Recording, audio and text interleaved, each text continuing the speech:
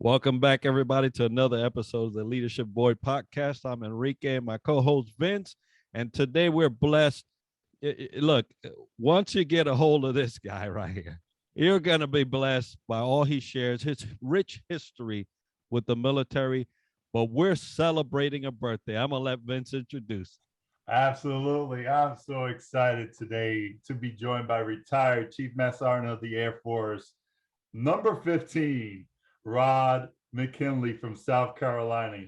He is celebrating with us the 74th birthday of our Air Force. So welcome to our show, Chief. Please tell us a little bit about you and your evolution in the Air Force. Well, great. Well, thanks for having me. It's great to be here to talk about our great Air Force. I grew up in southwestern Ohio, a small farming community, and me and a couple buddies decided to join the Air Force when I was 18, straight out of high school. So we went to basic training on the buddy system, and we went through basic training, and after that, one went to Monterey, California to learn Vietnamese, and the other one went to Offutt, Nebraska, and I went to Seymour Johnson, North Carolina. So that was so much for the buddy system. And, I spent some time there at Seymour Johnson. I was a medic back then. I worked in the emergency room. I loved the job and great experiences there. And then in 1977, we were downsizing the military because of the end of Vietnam and so forth. And they offered me an early out, and like a dummy, I took the early out and I got out of the Air Force. And without even thinking, without even looking at benefits or whatever, and I was out for almost 4.5 years, and did several things. I went back and worked in emergency room with my medical experience from the Air Force, and enjoyed that. But I missed the Air Force and wanted the security for the family, and decided to come back in the Air Force. So I came back in the Air Force in April of 1982, and the Air Force said that for prior service, there was only 2 jobs open, and that was being a crew chief or weapons. And I decided to be a crew chief. And I got stationed at Myrtle Beach Air Force Base, South Carolina, working on the A-10. And at that point in time, I decided that I was going to make the Air Force a career, and I was going to be the very best airman that I possibly could be. So I worked at being the best crew chief I could be, and I was successful and did well. And I did that for several years. And then when I got a line number from Master Sergeant, they told me that because we were doing away with the F4 and the A10, this is 1990, that I had to cross train. And remember, 1990, we were doing away with the A10. And so that's when I became a first sergeant. And I was a first sergeant for 10 years. And I absolutely loved being a first sergeant. That was my favorite job in my Air Force career, because I could directly help and take care of people, and I really enjoyed it. And then from that, I went on to being a command chief at all the levels, and then I was fortunate to be selected to be the Chief Master Sergeant of the Air Force, and the rest is kind of history. That's an amazing history indeed, and undoubtedly you've seen many changes come about the Air Force. One that we're experiencing right now, which is the Space Force, and in its inception, it's amazing to see how much the Air Force has changed, even with a Navy background, because I was most of the time I was on an Air Force base, and I thank God for that, because the chow was great, the environment was great, but the people were greater, right? So I love the Air Force and all that you guys have done for us. So tell us, Chief, that what changes have you seen that throughout that just stand out to you as some pivotal changes for the Air Force? Yeah, there's so many, and I'll just kind of list a few of them. I think one of them is our combat capability of the Air Force. With the weapon systems that we have today, back, when I came in, we were flying A7s, F4s and, C-141s and so forth. But the capabilities we have today is incredible when you think about a B-2 can take off and fly anywhere in the world with just a couple people, and it can strategically strike about 85 different targets and then fly back home to Whiteman, Missouri, go to the commissary and pick up a loaf of bread and gallon of milk and say, honey, I'm home. So versus having to send a whole bunch of aircraft like we did in World War II to bomb a ball bearing factory, and we lose, a whole bunch of the B-17s and a lot of airmen, we can send one plane that can strategically take out so many targets. So the combat capability we have with the F-35, F-22, and B-1, B-2, etc. The combat capability is just amazing. So from 1974 to right now, that's a tremendous change. But then also you think about, to go with that is our assets that we have in space and how valuable space is for the future. I mean, back then, that was just 5 years removed from us walking on the moon and so forth. And we have gone so much farther since then. Our satellites that we have up there right now, and whenever you go get gas and you put in your credit card, it's because of our Air Force satellites that you can do that.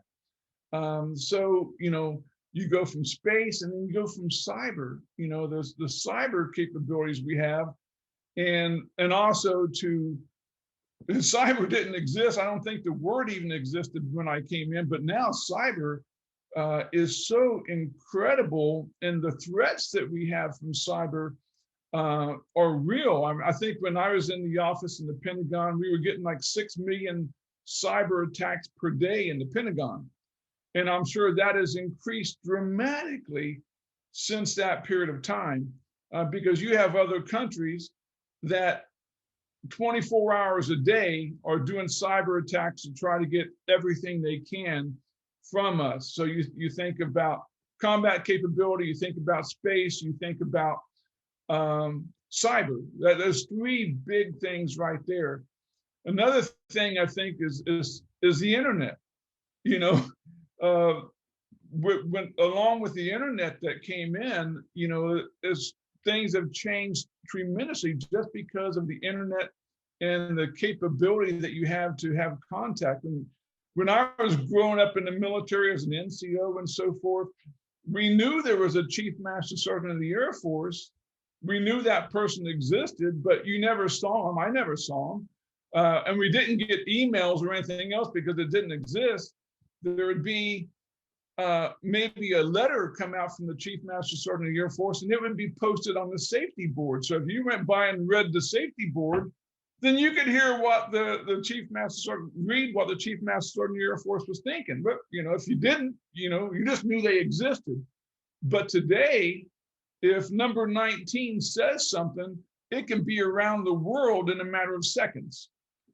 So social media and how that plays with our leadership and our Air Force and all branches of service, that's a tremendous change from when I came in.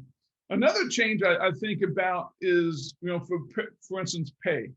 When I came in 1974, my monthly pay was $326.10 a month. And I was happy to get it. I thought that was a lot of money. But now, I mean, that's just basically separate rations, so the pay is tremendous. A brand new airman coming in the Air Force today makes a whole lot more money than the first Chief Master Sergeant of the Air Force did, Paul Airy, when he was the chief. So pay has dramatically increased, and that's a good thing. Another thing is women. Women back then, there was only certain jobs that they could do. And I think when I came in, there was probably 4,000 or 5,000 Chief Master Sergeants in the Air Force. And And I looked this data up, and at that time, there were only 12 female chiefs. And so you think about how it's evolved since then, that we've had female secretaries of the Air Force, we have a female chief master sergeant in the Air Force, we have females in special forces. And so females aren't taking classes on how to do their makeup anymore. Females can basically do anything that they want to do as long as they meet the requirements, and that's like any airman. If you can meet the requirements, then you can do that job. So that's just a few of the changes, and I could expound on each one of those even more. But the changes from when I came in to right now are astronomical. Thanks for taking us on that journey of the history of your inception in the Air Force and all the evolutions that have evolved from day one.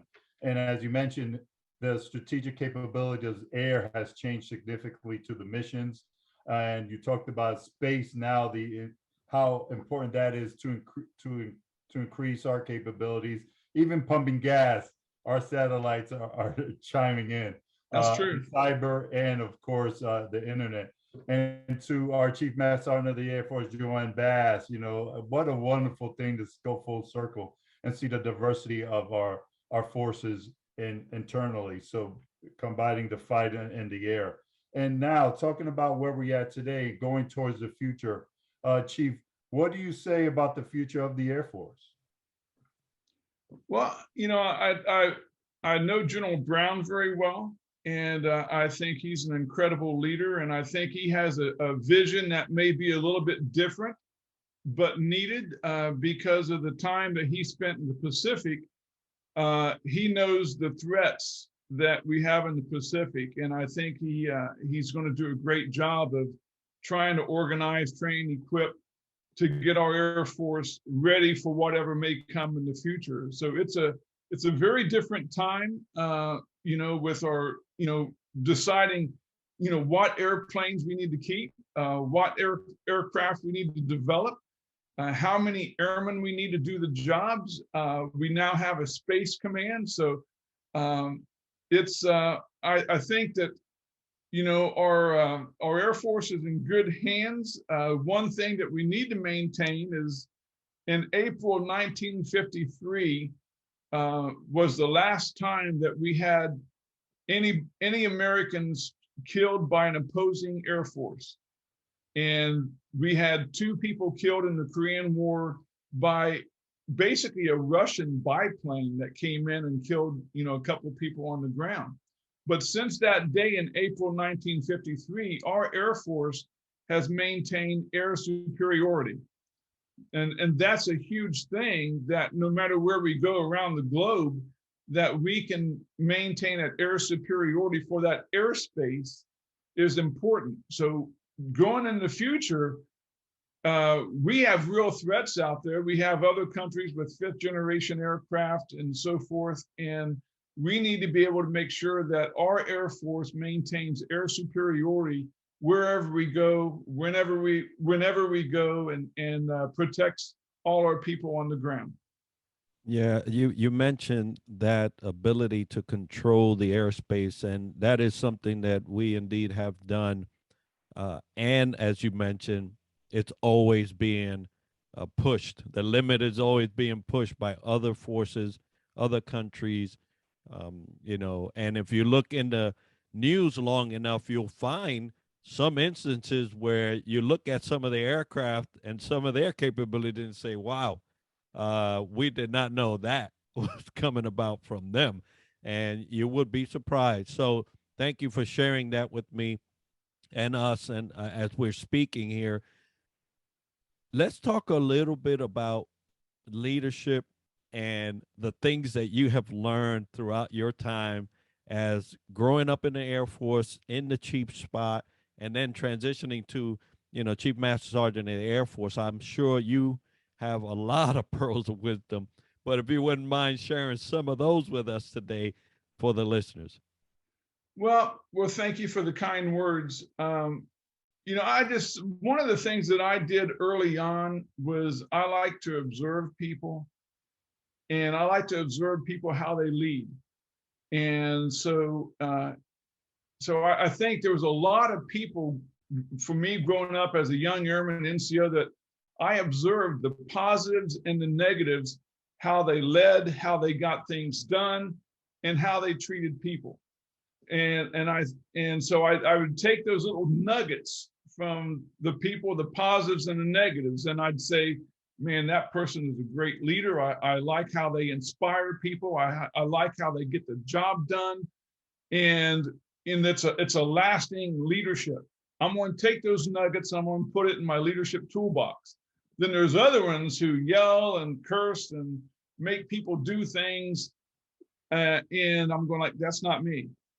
That will not go in my leadership toolbox. And so that was part of my learning growing up, as far as me developing and becoming a leader is how to get the job done.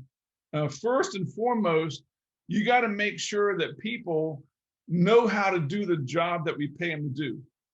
For every AFSC, for every job that we pay them, make sure they know that job the best they can be. And that means, first off, you got to know the job, so you got to walk the talk. I mean, it's one thing to go out there and say, well, you got to do this and that, but do you know how to do it?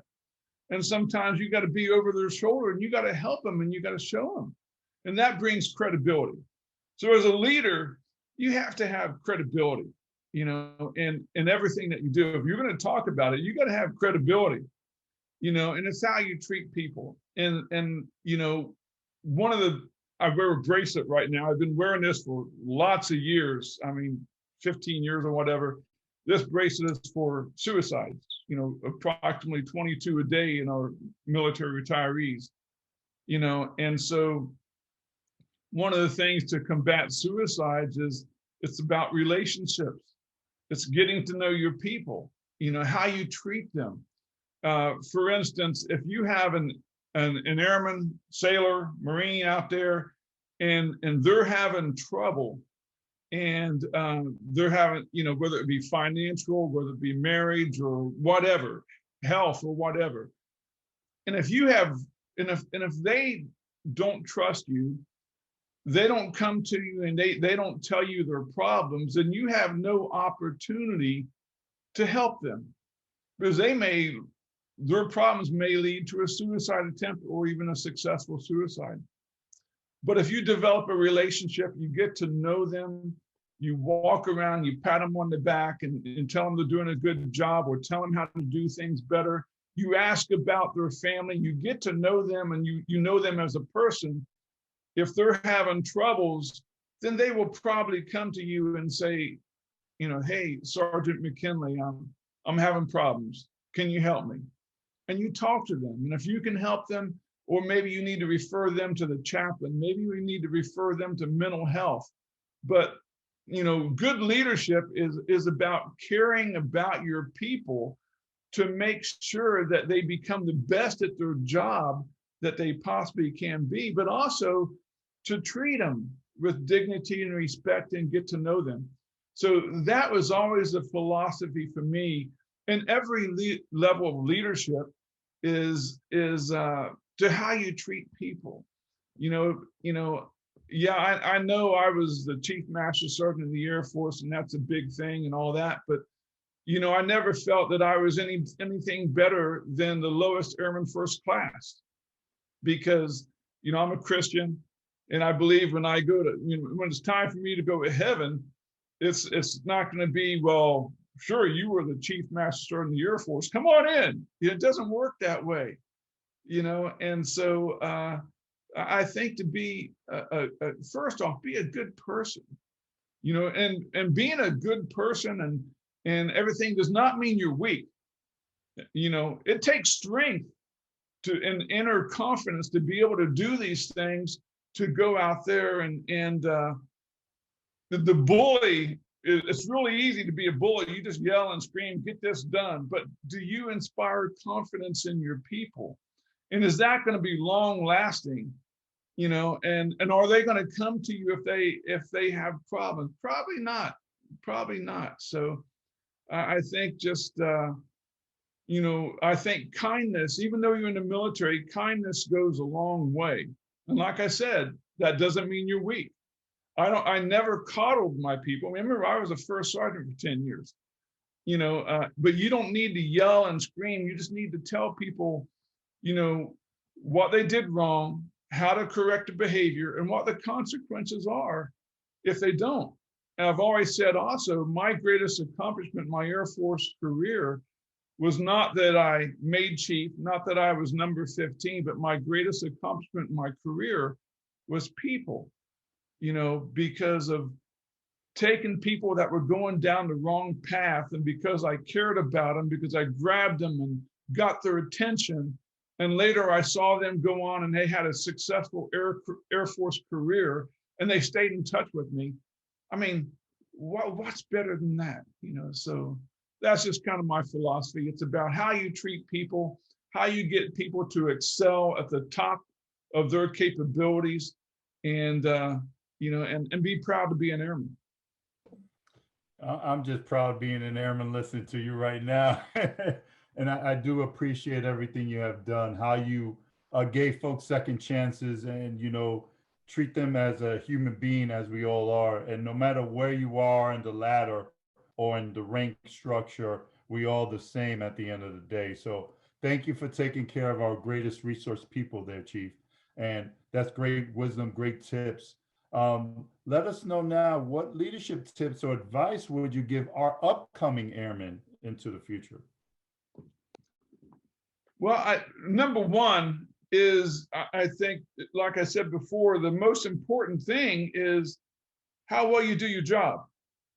You know, I've seen airmen where their whole concentration may be on other things outside of their job, whether it be the Great Air Force Sergeants Association or this or that, and they concentrate on these things.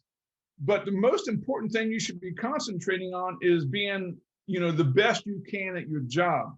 So number one, as an airman, you know, be the best that you can at your job. And I talk to many first-term airmen centers. So these are things that I tell the young airmen, even Airman Leadership School, is, and it's also choose wisely who you hang out with.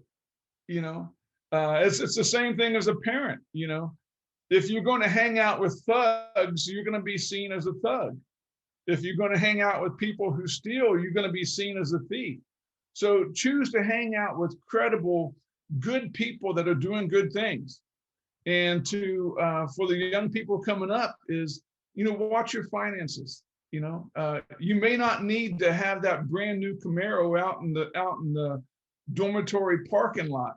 You know, so, you know, watch your finances, save for the future, and the other thing is, you know, work on your physical and mental well-being. You know, I'm very much into physical fitness, so, you know, to stay physically fit, you know, eat a healthy lifestyle, but also work on your mental health and do a lot of reading. Read about our great Air Force history, because our Air Force history is amazing. And I still go around and I do speeches, and I speak a lot about our Air Force history because it's just incredible. So, you know, as young airmen, learn about those people that came before us, like, you know, Bud Day, John Chapman, Jason Cunningham, et cetera, et cetera. Amazing history. Learn about what our airmen did in World War II, flying in the B-17s and how difficult that was trying to get to the 25th mission. Learn about the Berlin airlift, where we saved, you know, millions of Germans in West Germany, and you know, and about the candy dropper. You know, learn about, you know, what we've done in Vietnam. You know, just amazing things in our Air Force history that we should all be proud of. And those things are really what kind of led us into the Airman's Creed, that with General Mosey, we developed the Airman's Creed, that we want airmen to be proud to be airmen. And that's an airman with a capital A, whether you're enlisted, officer, guard, or reserve, we're airmen, and we should all be proud to be airmen, just like a Marine is proud to be a Marine for life. So for young airmen coming in, there's a tremendous history that came before you. Learn about that. Learn about what your Air Force has really accomplished in the past. Learn about those people in your Air Force history, and be proud to wear that uniform that says United States Air Force. Amazing tips indeed, and I echo them, as well as learning your history, because if you know where and how far you have come, you learn a new perspective as to where to chart to the next North Star, right? It's wonderful to hear that, and I encourage every new airman that's listening to take those tips and make it their own. You will see a lot of success. Now, Chief, it has been a blessing, a true blessing to sit here and listen to you, not only because of your history, but what you're sharing is so solid. If someone wanted to get that same benefit in a way, how could they contact you, reach you to have those types of conversations? Well, it's really easy. I'm on Facebook, I'm on LinkedIn, I'm on Twitter, and I'm on Getter. So I've been blessed that so many people have reached out to me. For instance, on Facebook, I think for my birthday, I had like 2,000 people wish me happy birthday. And I replied to every single one of them, because my feeling is, and my wife, it drives my wife's crazy, because I spend my birthday not doing anything for myself, but I spend my birthday replying to every single person, because I care about the people. If someone is going to take the time to send me a message, I feel a responsibility to not just say like, but to actually respond to them and say thank you. So if someone wants to get in touch with me, that there's social media, I'm out there, they can get in touch with me. And I'd say keep it clean. There's no ego on my part, but if you get in touch with me, I'll respond. Well, you heard it first from the chief. He's on all social media channels and he will respond, even taking time out of his born year to answer. And that's a true testament of a leader who influences. He walks the talk. So thank you, our number 15 retired Chief Master Sergeant of the Air Force, Rod McKinley, for being here. Well, we also want you all to know that you can reach us if you have any guests that you'd like to bring on, or any comments, at theleadershipvoid@gmail.com. You can reach us. We do a couple other things. We do Radio Check, which is on the 1st and the 15th of every month, 1900, 7 Eastern. 2, just check in our brothers and sisters of the military and first responders. So that's a LinkedIn Live edition. And we're doing a subscription drive. If you reach out to our YouTube channel, hit subscribe, you're going to enter in the drawing to win a book, Standing Your O, the Salute Edition by Scott McGregor, autographed copy. So go ahead and enter that drawing. And next week we hit another dynamic individual. But today we're honored. We're celebrating the 74th birthday of our best Air Force of the world, the United States Air Force, with our number 15, the Chief Master Sergeant of Air Force, Rod McKinley. McKinley, sir, thank you and have a great day. Thank you, guys. God bless. Take care of yourselves.